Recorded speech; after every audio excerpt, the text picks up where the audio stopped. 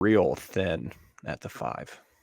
For those of you at home who were anticipating Malco being the starting center, or maybe he and Chandler combining, you're down big time with no light at the end of the tunnel, at least for right now.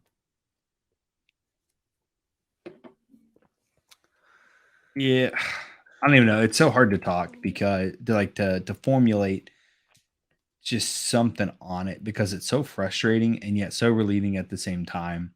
I think a lot of fans have kind of had their highs and lows with Malcolm, right? If you watch Will's show, Will Coleman's show, he talks about how Malcolm used to just dog James Wiseman in practice.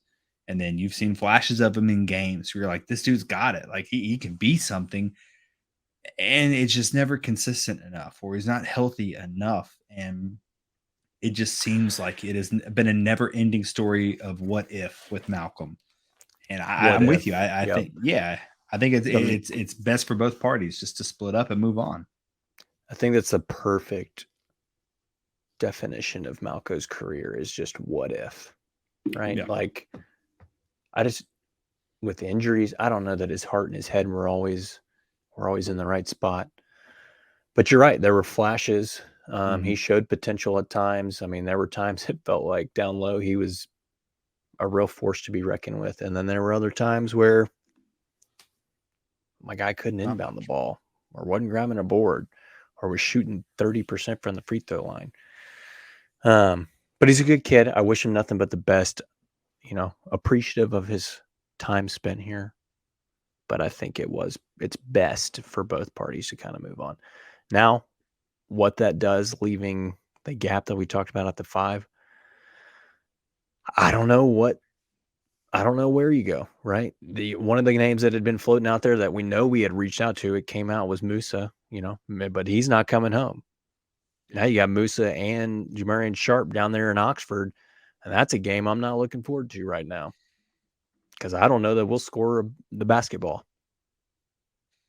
at least not in the paint. You throw both of those boys out there. Towers, man.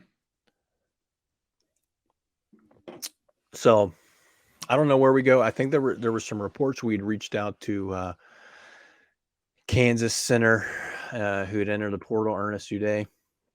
It looks like I think he's on a visit to Duke right now. So Duke might be the team to beat.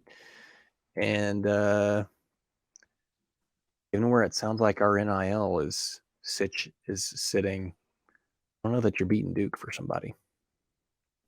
Yeah, the problem with him is that everybody wants him, right? The moment he hit the portal, everybody started calling. It's a long list of suitors. Yeah. It was always going to be an uphill battle on that one. I mean, I think looking at it right now, at least from who's it still available, he's probably the best available center right now that's in the portal, right? Depending on what you're looking for, I could see the argument being made. Yeah. Yeah. I mean, yeah, On3's got him as the best available. Evan Maya's got him a 5-star, 19th overall in the transfer portal. So we'll see. We've reached out, but like I said, he's on a visit to, I think it's Duke right now. So would be very impressive if you're able to beat the Blue Devils. Sure. For him.